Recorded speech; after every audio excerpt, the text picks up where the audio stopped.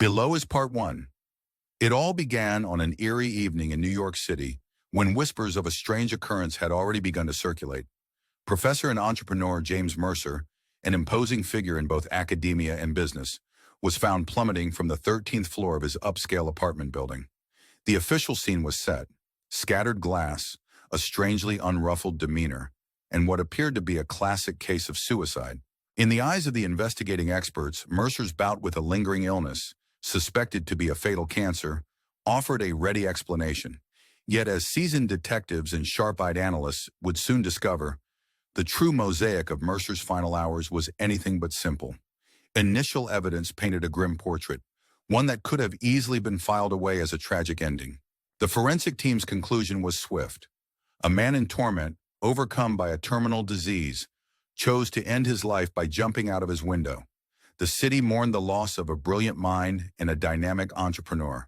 However, behind closed doors in the dimly lit corridors of the Federal Expert Service, Colonel McKinney, an uncompromising figure with an uncanny knack for spotting inconsistencies, raised a burning question.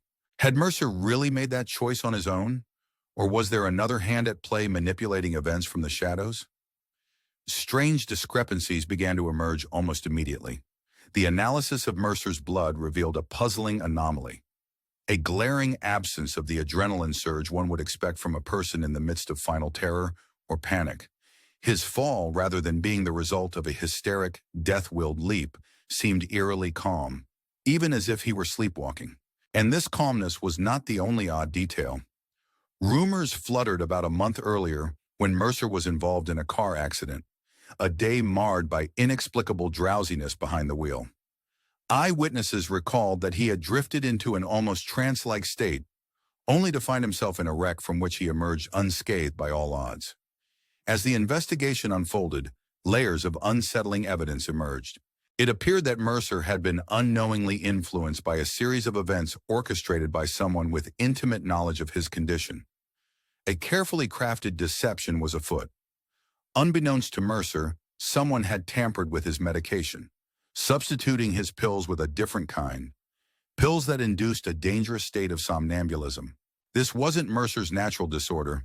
It was engineered sleepwalking, choreographed by mysterious commands that may well have been transmitted via telephone. The pieces of the puzzle began interlocking in ways that challenged every assumption about the case. Before his fateful plunge, Mercer had received phone calls from two very particular people: his beloved son Michael and his young, elegant wife, Olivia.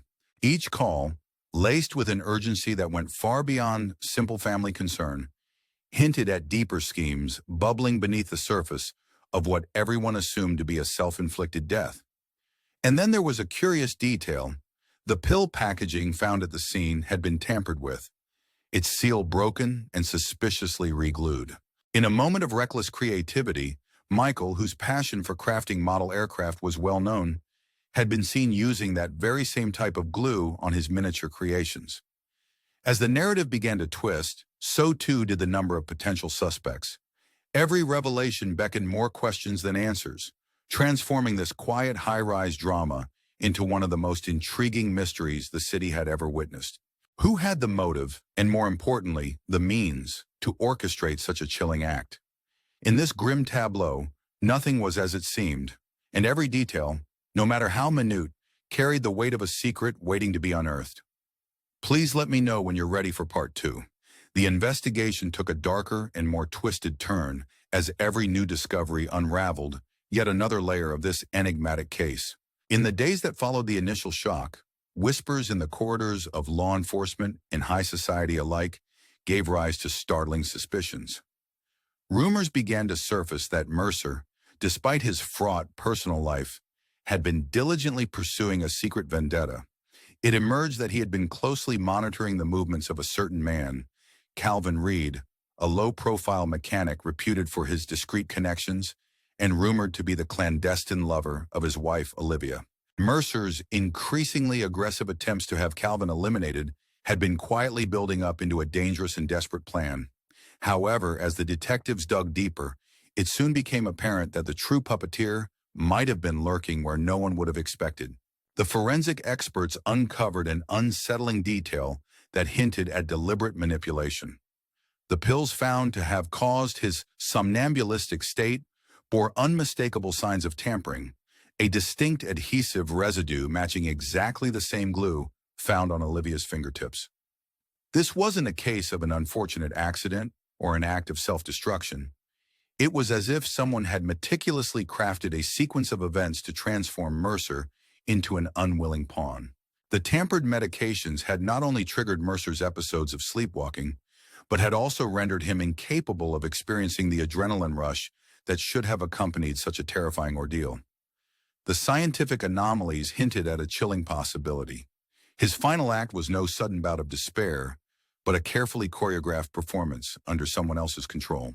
Amid this storm of conflicting evidence, a teenager named Jesse emerged from the shadows with a flash drive that would soon turn the investigation on its head. Jesse, a friend of Olivia's, had managed to record footage from a moment that no one was ever meant to see.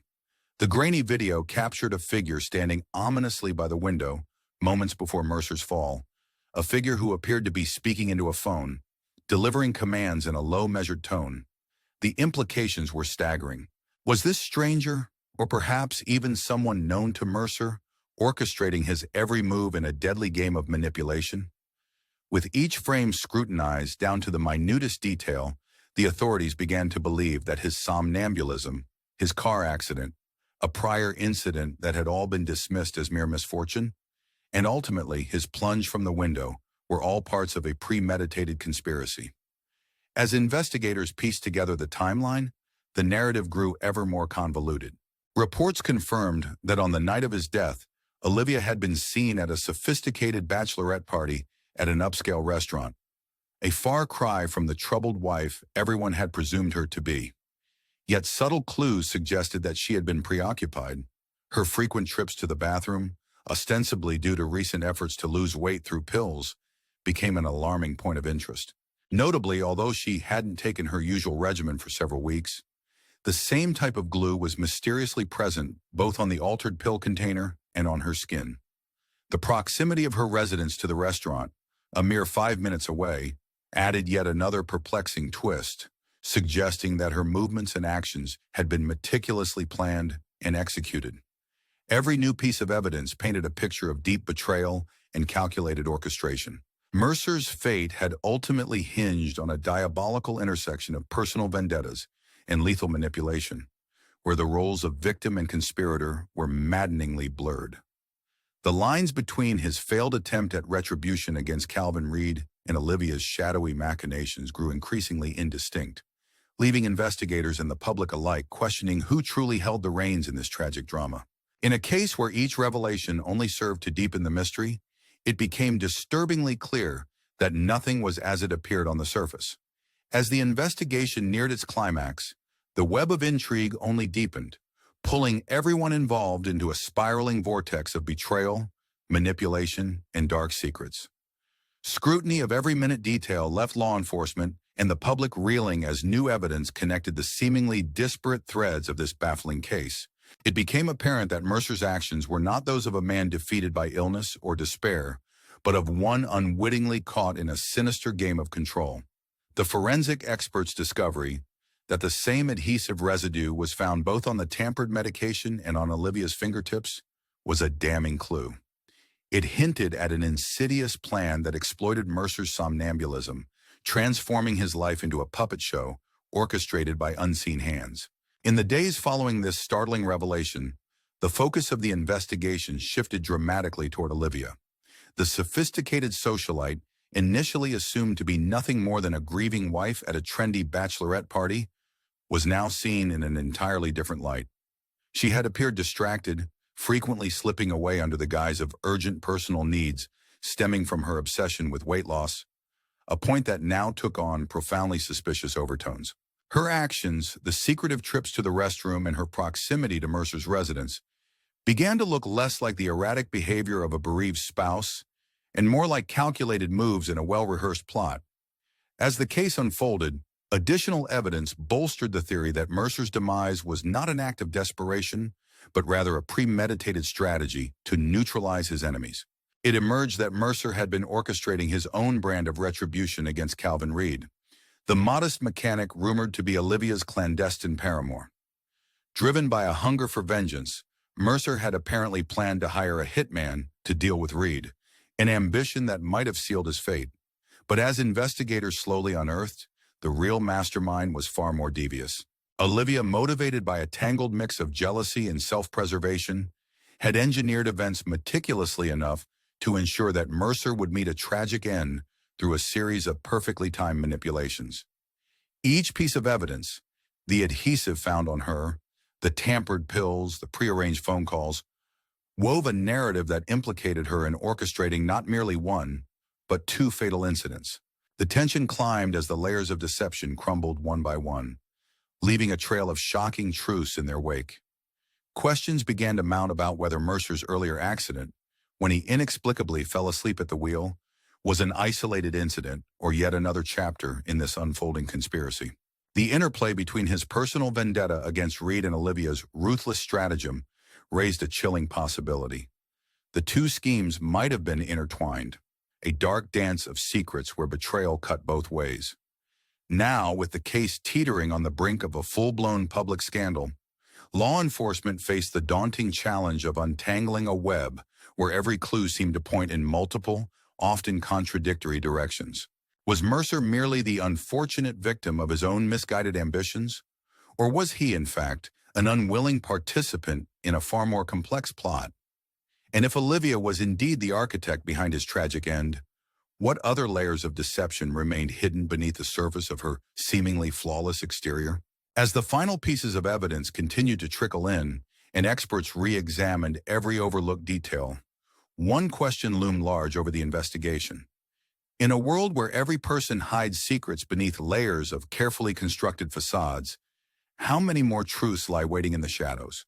Such is the perplexing and mesmerizing nature of this case, one that demands you, the listener, to ponder its myriad twists and to join us as we delve deeper into the mysteries that lie just beneath the surface.